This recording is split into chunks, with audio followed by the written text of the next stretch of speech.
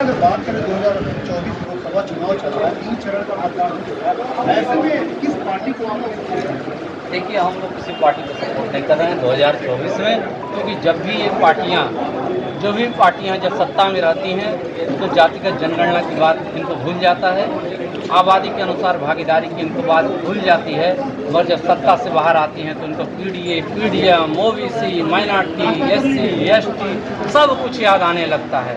जाति जनगणना याद आती है। बहुत सारी सरकारें थी, मैं उनसे पूछना चाहूँगा कि उन्होंने क्यों नहीं अपने शासनकाल में ओबीसी की जनगणना करा दिया, भागीदारी दे दिया। धोखेबाज पार्टियां हैं सब। अच्छा, ऐसे में काफ़ी वोटर है पिछड़ी जाति के, जैसे यादव समाज के भी काफ़ी वोटर है, तो किस गठबंधन को सपोर्ट करेंगे? ऐसे में आपके वोटर कहीं कन्फ्यूजन न है? नहीं, हम लोगों ने हमारे वोटर अस्वस्थ हैं कि 2027 में हमारी पार्टी आने वाली है, उसको हमको वोट करना है। और हम लोगों ने अपने वोटर्स को कह दिया है, जो कम घातक लोग हैं उनको वोट दे दीजिए, अपना वोट बेकार मत कीजिएगा। अभी 24-30 ज़्यादा समय है अभी 2027 आने में, तो ऐसे में कैसे लोगों को आप मोटिवेट करेंगे, कैसे निर्णय लेंगे किस पार्टी को वोट करेंगे? देखिए, ओबीसी पार्टी 2027 में आएगी, इसलिए आएगी क्योंकि आज तक ओबीसी की कोई अपनी पार्टी नहीं, उनको मजबूरन कहीं किसी पार्टी में कहीं किसी पार्टी में जाना पड़ता था। और जिस भी पार्टी में वो जाते थे उनको प्रतिनिधित्व नहीं, कार्यकर्ता और लाठी खाने के लिए केवल बनाया जाता था। मलाई खाने वाले लोग कोई और थे। तो इस नाते ओबीसी पार्टी के लोग समझ चुके हैं और ओबीसी पार्टी का गठन हो चुका है। और जो हमारे वोटर हैं, हमने कह दिया कि आप लोग 27 की तैयारी कीजिए और आपको देखिएगा 25 का मिड आते आते ओबीसी पार्टी उत्तर प्रदेश में जितने दल हैं उनको चुनौती देते हुए नजर आएगी। अच्छा, अगर बात करें आप समाजवादी पार्टी में काफ़ी दिन से सक्रिय नेता थे पार्टी के, तो ऐसे में क्या लग रहा है, सपा छोड़ के अपनी पार्टी आपने बनाई, तो क्या लग रहा है कि आप वोटर के कन्फ्यूजन ना हो? भाई देखिए, वोटर समझता है, काली शंकर के अंग अंग और एक एक स्टेप से वाकिफ है, क्योंकि उसे पता है कि ओबीसी पार्टी इन्होंने क्यों गठन किया और ये समाजवादी पार्टी में क्यों थे। जिस तरह हमारे वोटरों के लिए कोई ऑप्शन नहीं था साहब, मैं भी गरीब घर से आता हूँ, किसान परिवार से आता हूँ, ठीक है। तो नेताजी आदरणीय मुलायम सिंह यादव जी से मैं उस वक्त मिला, all India university student council का मैं अध्यक्ष था, सन 2000 की बात है ये। उस वक्त नेताजी ने कहा कि काली शंकर, आप जैसे युवाओं की ज़रूरत है पार्टी में, आप आओ। और सहकारिता, क्योंकि सहकारिता से मैं जुड़ा था, उन्होंने कहा सहकारिता आंदोलन में तुम शामिल हो। तो नेताजी के आशीर्वाद के स्वरूप हमने सहकारिता का चुनाव लड़ा और उत्तर प्रदेश कोऑपरेटिव बैंक लखनऊ का डायरेक्टर बना। सबसे कम उम्र का हमारा वहाँ, मात्र 25 साल की उम्र में मैं वहाँ का डायरेक्टर हो गया, जबकि लोग वहाँ पूर्व विधायक, पूर्व सांसद लोग होते हैं। तो निश्चित तौर पे नेताजी का आशीर्वाद था। मगर जब देखा कि नेताजी को राष्ट्रीय अध्यक्ष पद से हटा दिया गया, उसी दिन से समाजवादी पार्टी हाशिए पे आने लगी। और कहीं कोई कभी फरसा उठा रहा था, कोई कभी ब्राह्मण सम्मेलन करा रहा था, जातिगत जनगणना की बात हो ही नहीं रही थी सत्ता में। तो मजबूरी में हमें और ओबीसी समाज को ओबीसी आर्मी हमें बनानी पड़ी और लगातार 7 साल हमने ओबीसी आर्मी के रूप में काम किया, ज़मीन पे काम किया। कोर्ट में आप जानते होंगे कि ओबीसी पार्टी ही, ओबीसी आर्मी ही ऐसा पहला संगठन था। अब ओबीसी पार्टी है जो कोर्ट में जा कर के एकमात्र लड़ाई लड़ने का काम किया और सरकार को नोटिस दिलवाने का काम किया जाति जनगणना के मुद्दे पर। तो हमें कहीं ना कहीं लगा जब तक राजनीतिक शक्ति नहीं हासिल होगी, तो मैं 350 से अधिक छोटी छोटी सभाएं किया अपने अलग अलग पिछड़ी जातियों के समुदायों में। तो हमने पूछा क्या कारण है कि आप बीजेपी में जाते हैं, आप सपा में जाते हैं, आप बसपा। कहा सरकार, हमारे लग कोई ऑप्शन नहीं है। अगर काश हमारी पार्टी एक डेडिकेटेड पार्टी होती ओबीसी की, तो हम लोग के लग ऑप्शन मिल जाता और वो लोग, हम लोग अपने अधिकार को खुद लेते। तब जाकर के दिल्ली में हम लोगों ने 7 राज्यों की बैठक किया और वहाँ पे 35 से अधिक पिछड़ी जातियों के प्रतिनिधि थे।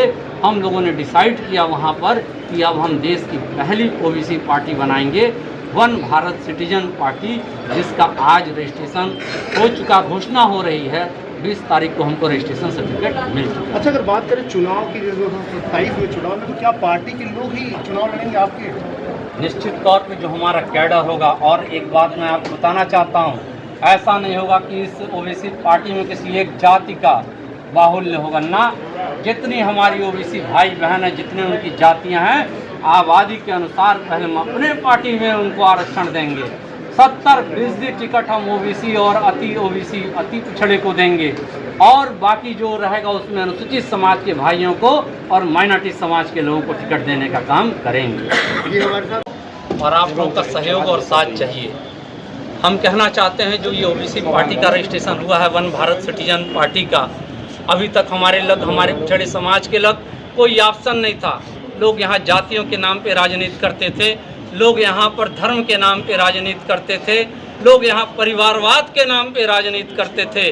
तो हम ओबीसी समाज के लोगों ने मिल बैठ के ये निर्णय लिया कि अब हम देश की पहली पिछड़ों की पार्टी ओबीसी पार्टी का रजिस्ट्रेशन कराएंगे और यह रजिस्ट्रेशन पत्र माननीय चुनाव आयोग के द्वारा हमको 20 अप्रैल को जारी कर दिया गया, जिसके परिणाम स्वरूप आप ओबीसी पार्टी की आज घोषणा हो रही है।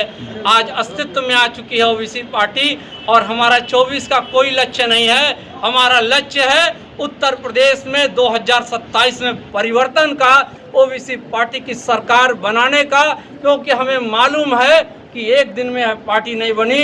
ये वर्षों से यह संघर्ष चलता रहा है।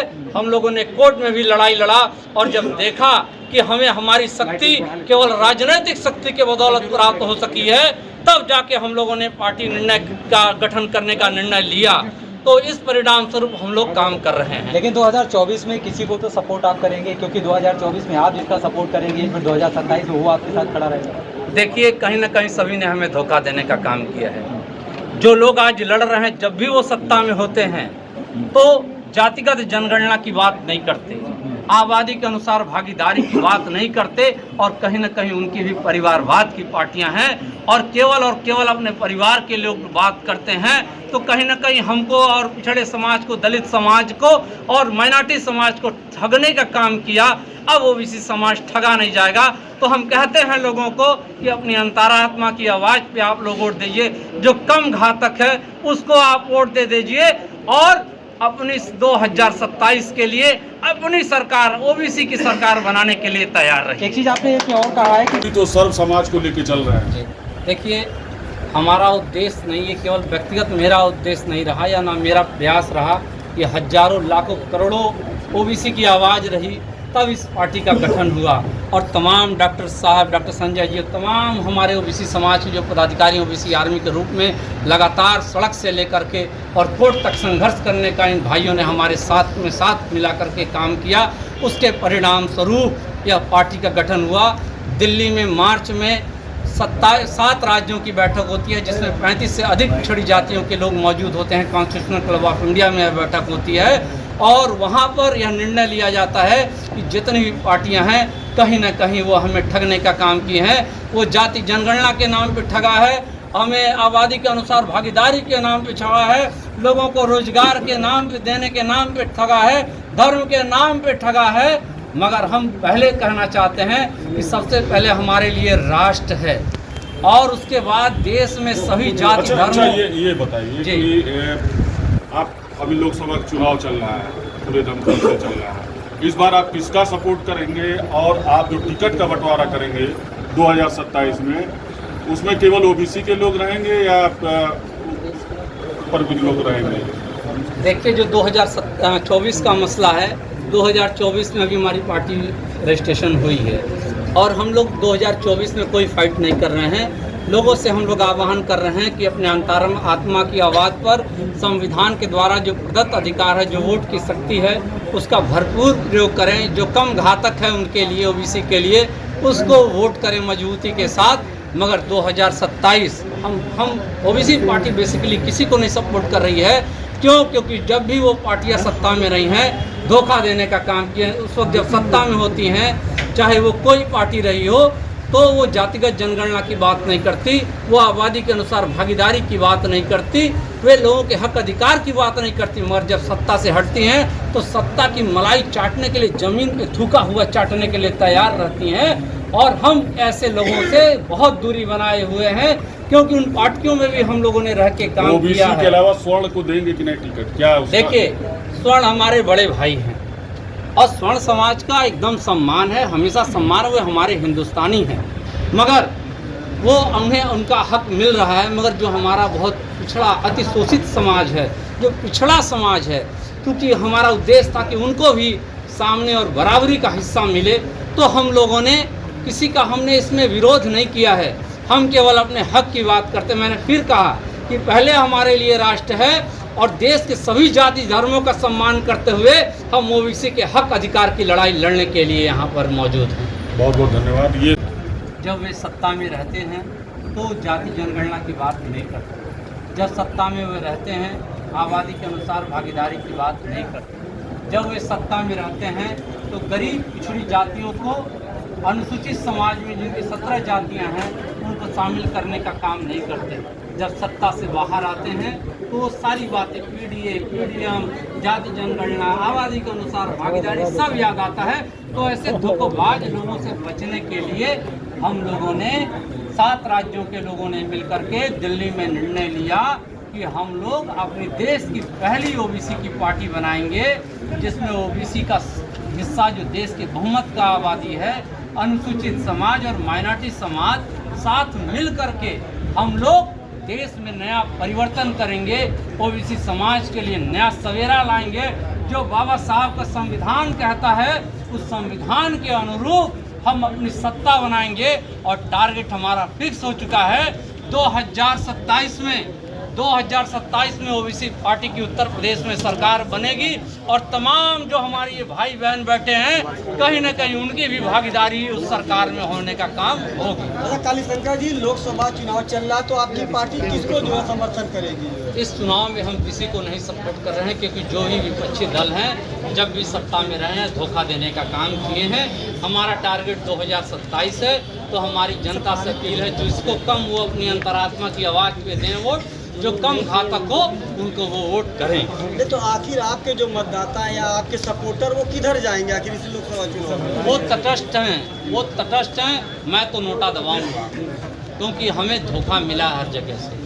हो सकता है तमाम हमारे ओबीसी के भाई भी नोटा ही दबाएं, मगर हम कहते हैं कि आप हमने किसी को दबाव नहीं दिया। हमने कहा ये लोकतंत्र है, लोकतंत्र में सबको वोट का अधिकार है, वोट की शक्ति प्राप्त है, अंतरात्मा की आवाज़ पे वो वोट करें। तो बीजेपी को करेंगी गठबंधन की सरकार? अब ये उनकी जो अंतरात्मा बोलेगी, जो उनके लिए अच्छा रहा होगा, कभी उनके काम आया होगा, उसको वोट करेंगे। और आप अच्छा ये बताइए कि ओबीसी पार्टी बनाए, क्या जो स्वर्ण जाति के लोगों को भी इस पार्टी में शामिल करेंगे कि केवल ओबीसी के लोग रहेंगे? भाई देखिए, मैं बार बार कर रहा हूँ, जो हमारे पार्टी का मोटो है कि हमारे लिए सबसे पहले राष्ट्र है और देश के जितने भी भारतवासी हैं सारे हमारे भाई और बहन हैं। जो हमारा ओबीसी समाज, अनुसूचित समाज, जो माइनॉरिटी अल्पसंख्यक है, हजारों साल से आज इसको प्रतिनिधित्व नहीं मिला, तो हम लोग वो अधिकार लेने के लिए ओबीसी पार्टी बनाए हैं। किसी का विरोध हमारा उद्देश्य नहीं है, हमें अपनी सत्ता बना करके अपना कानून बनाना है, अपने हित के लिए कानून बनाना है, बाबा साहब के संविधान के आलोक में। आप कह रहे हैं कि हक